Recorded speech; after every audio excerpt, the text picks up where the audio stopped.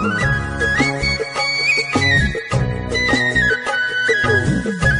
શ્રી કૃષ્ણ મિત્રો, આજે બનાવશું આપણે ભરેલ ભીંડાનું શાક.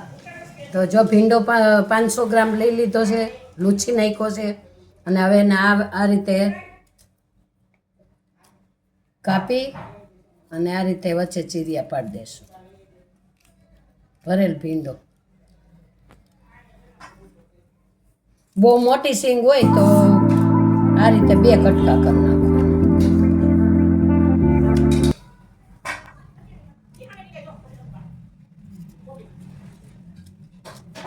હવે ભીંડાના શાકનો મસાલો કરી લેશું આપણે. તો આપણે આ માંડવીનો ભૂકો લીધો છે અને આ આદુ મરચાંની પેસ્ટ છે.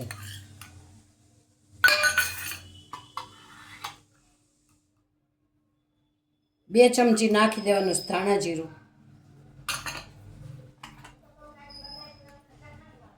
હળદર, લાલ મરચું પાવડર 2 ચમચી નાખવાનું, સ્વાદ અનુસાર નિમક અને એક આ લીંબુનો રસ લઈ લીધો છે, 1 લીંબુનો, અને 2 પાવડા તેલ નાખી દેવાનું.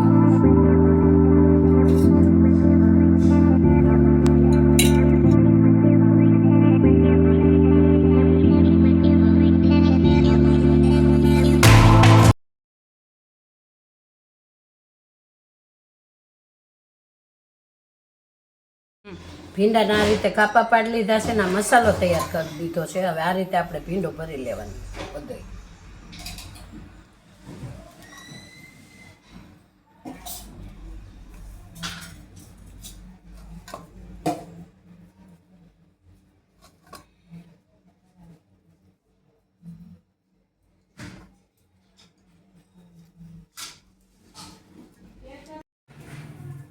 હવે આપણે શાકનો વઘાર કરશું. તો આ 2 ચમચી દહીં લઈ લીધું છે આપણે અને એમાં થોડોક ચણાનો લોટ નાખવાનો છે, આટલો અડધી ચમચી.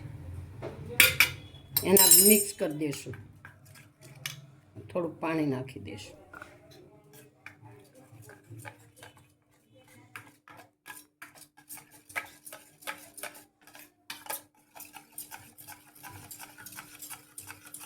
હવે આપણે તેલ નાખી દઈએ, 4 પાવડા તેલ નાખવાનું.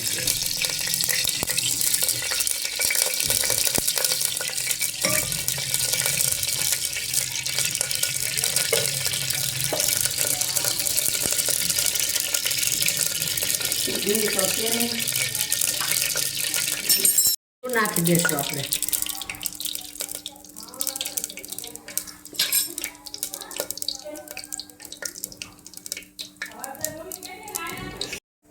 હાલો, તેલ આવી ગયું છે ને ભીંડો નાખી દઈશું આપણે.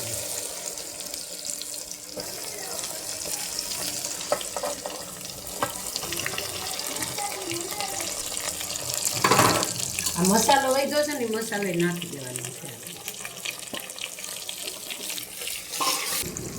હા, દહીંનું બેટર બનાવ્યું છે ને નાખી દેવાનું.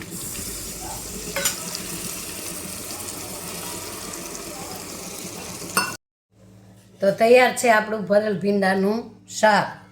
તો આપણે કાઢી લઈએ.